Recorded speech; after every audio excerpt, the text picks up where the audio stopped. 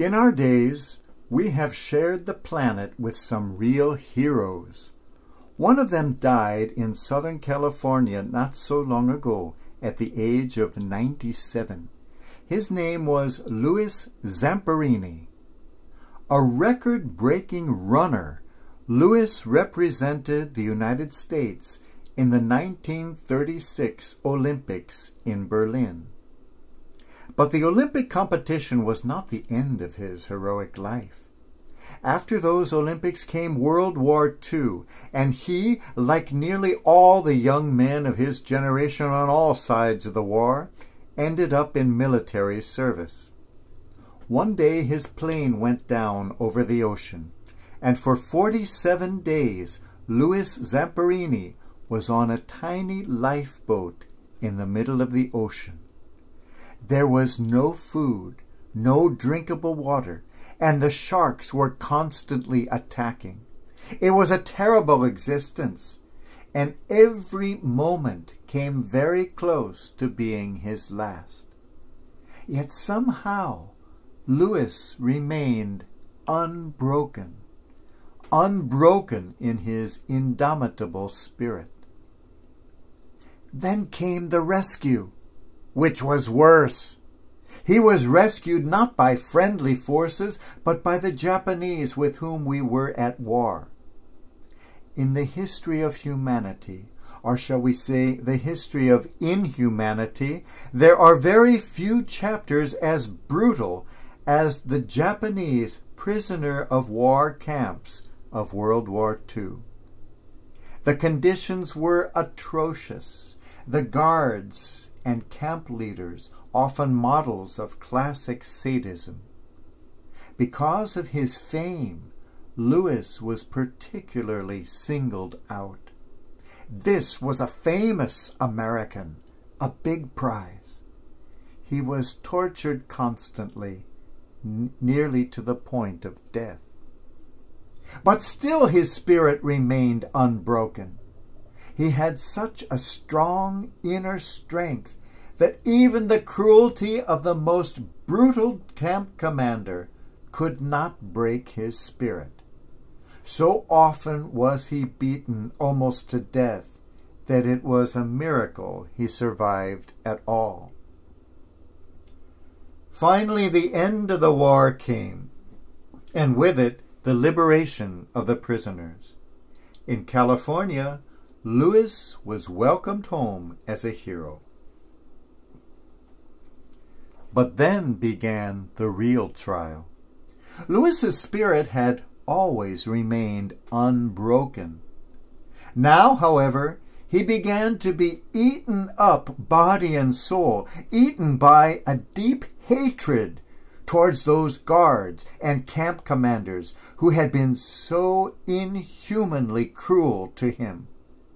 That man who had been unbroken by the strenuous preparations for the Olympics, unbroken by 47 days at sea in a tiny lifeboat, unbroken by the most brutal tortures of the prison camp, was now being completely and thoroughly broken by the hatred and bitterness consuming him.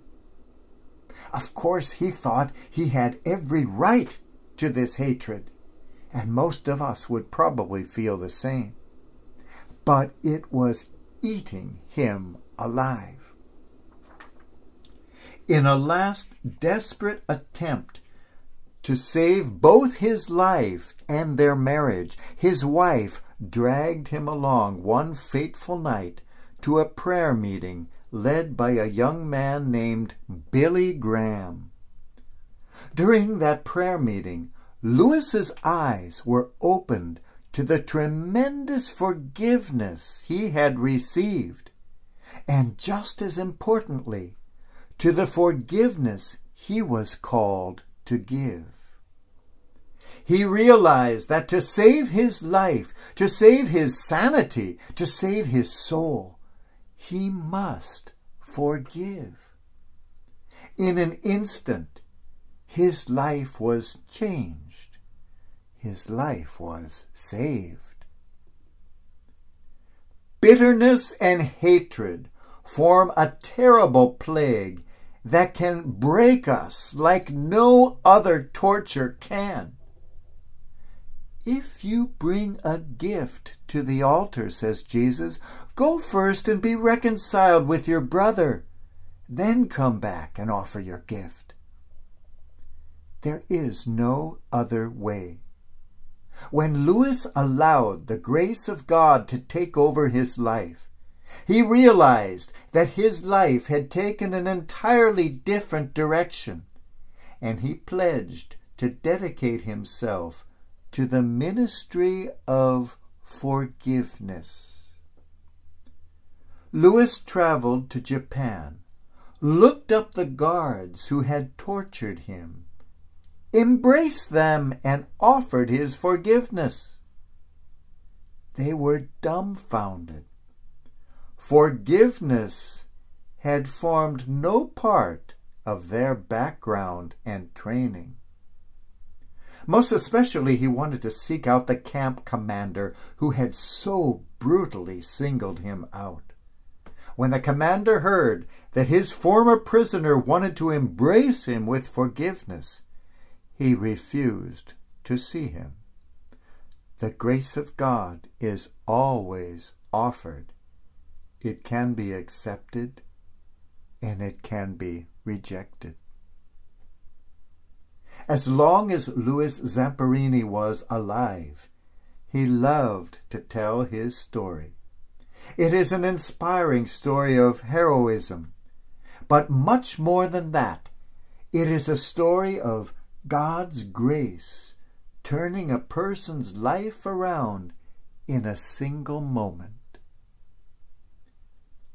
We are called to accept God's forgiveness, but we are called to extend that forgiveness to others as well. Yes, even to our greatest tormentors. Perhaps none of us will experience the pain and torture of a prison camp, but all of us are racked with pain and torture of one sort or another. All of us are wronged at one time or another. Feelings of bitterness, revenge, and perhaps even hatred can break us, enslave us, consume us, prevent us from living the life we are capable of living. When we grasp how much we have been forgiven, we cannot help but forgive. When we grasp how much we are loved, we cannot help but love. God grant us this grace of grasping, that we too may forgive and love and live unbroken.